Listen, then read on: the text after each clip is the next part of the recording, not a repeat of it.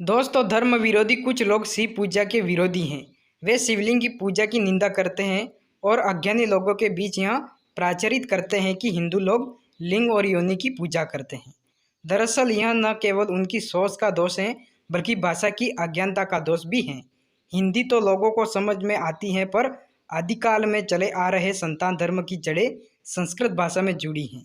दोस्तों, इन लोगों को संस्कृत का ज्ञान नहीं होना ही सारी समस्या को जन्म देता है, चाहे वह समस्या लक्ष्य करके पैदा की गई हो या अपने आप हुई हो। नमस्कार दोस्तों, स्वागत है आपका हमारे यूट्यूब चैनल मिक्स ज्ञान पॉइंट में। दोस्तों, अगर आप भी अपनी ज़िंदगी में कुछ नया सीखने की चाहत रखते हैं तो हमारे वीडियो को लाइक और चैनल को सब्सक्राइब जरूर करें। मित्रों, आपसे एक छोटी सी रिक्वेस्ट है कि इस वीडियो को एंड तक जरूर देखना। इस वीडियो में बहुत ही महत्वपूर्ण बातें बताई गई हैं लिंग और योनि के बारे में।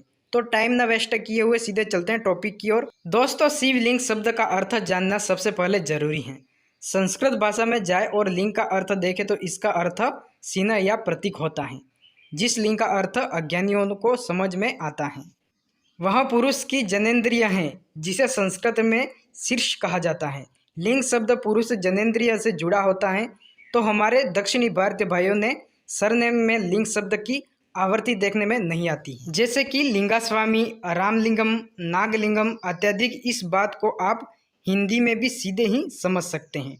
ट्रेन में आरक्षण का फॉर्म या नौकरी में आवेदन पत्र भरते समय आप और हम लिंग नामक एक कॉलम से अक्सर रूबरू होते हैं। दोस्तों, अगर इसमें कोई आपत्तिजनक या अश्लील बात होती है तो हम इसमें पुरुष या स्त्री क्यों लिखते हैं? दरअसल यह प्रतीक के लिए रूढ़ शब्द है, शरीर के किसी अंग को लक्षित करने के लिए नहीं होता है। अब बात करते हैं शिवलिंग शब्द की। शिवलिंग का अर्थ इस तरह होता है, शिव का प्रतीक। बिल्कुल ठीक ऐसे ही हिंदी व्याकरण में पुल्लिंग का अर्थ हो जाता है पुरुष का प्रतीक और स्त्रीलिंग का अर्थ होता है स्त्री का प्रतीक। यहाँ एक नपुंसक लिंग भी उपयोग में आता है, जिसका अर्थ नपुंसक के प्रतीक से चिन्ह होता है। अतः लिंग शब्द को सीधे सीधे न देखकर इसके वास्तविक अर्थ को देखना चाहिए, जो कि संस्कृत में प्रतीक या चिन्ह को दर्शित करता है, जनेंद्रिय को नहीं। दोस्तों, शिवलिंग शब्द बहुत गहरा है। इसमें शिव के अंत अस्तित्व की परिभाषा दर्शित है। शून्य, आकाश, अंत, ब्रह्मांड और निराकार परम पुरुष का प्रतीक होने से शिवलिंग शब्द को उपयोग में लाया जाता है।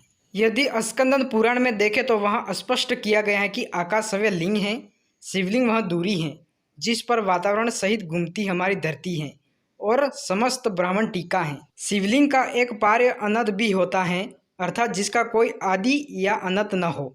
शिवलिंग शब्द में भगवान शिव और देवी शक्ति अर्थात माँ पार्वती के आदि अनादि एकल रूप का चित्रण भी है। दोस्तों, इसमें पुरुष और प्रकृति की समानता का प्रतीक भी है, जिसे ऐसे कह सकते हैं हम कि इस संसार में न केवल पुरुष का और न केवल प्रकृति स्त्री का वर्चस्व है, बल्कि दोनों का ही समान अस्तित्व है। आइए अब बात कर लेते हैं इसके समांतर शब्द योनि की। यदि आप हिंदू धार्मिक ग्रंथ पढ़े हैं तो आपको योनि का अर्थ स्पष्ट हो जाएगा। दोस्तों, योनि मनुष्य या प्राणी के जन्म से जुड़ी हुई है, न किसी स्त्री के अस्तित्व से कहा जाता है। मानव योनि हजारों जन्म के बाद हासिल होती है, या ये भी कहा जाता है कि बुरे कर्म करने से पशु योनि में जन्म लेना पड़ता है। योनि का अर्थ संस्कृत में प्रादुर्भाव, प्रकटीकरण आदि होता है। प्राणी को उसके कर्मों के अनुसार विभिन्न योनि में अगला जन्म प्राप्त होता है। अतः समस्या भाषा न जानने की वजह से लिंग या योनि शब्द को समझ पाने में असफलता होती है। हम सभी नहीं जानते हैं कि हिंदू धर्म में 84 लाख योनि अर्थात 84 लाख प्रकार के जन्म होते हैं। अब तो मनुष्य, पशु, पक्षी, कीट, कृमि, वृक्ष आदि 84 लाख प्रकार के जीव का अस्तित्व भी मान लिया गया है। अतः साफ है कि मनुष्य योनि में दोनों ही सम्मिलित हैं, पुरुष भी और स्त्री भी। पुरुष और स्त्री दोनों ही मानव योनि में जन्मे हैं। सिर्फ पुरुष या सिर्फ स्त्री के लिए मनुष्य योनि शब्द का उपयोग नहीं किया जाता है। अतः लिंग का मूल अर्थ प्रतीक चिन्ह है। शिवलिंग इस तरह पवित्रता का प्रतीक है।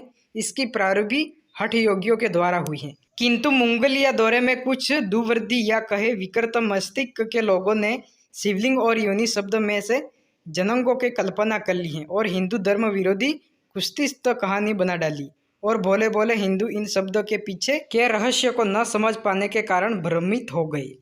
उम्मीद करता हूं दोस्तों, आप योनि और लिंग के बारे में अच्छी तरह से समझ गए होंगे। मित्रों, इस कहानी के बारे में आपकी क्या राय है? कमेंट सेक्शन में कमेंट करके अपनी राय जरूर दें। दोस्तों, ऐसे ही महत्वपूर्ण कहानियों के बारे में जानने के लिए हमारे चैनल को सब्सक्राइब जरूर करें। धन्यवाद।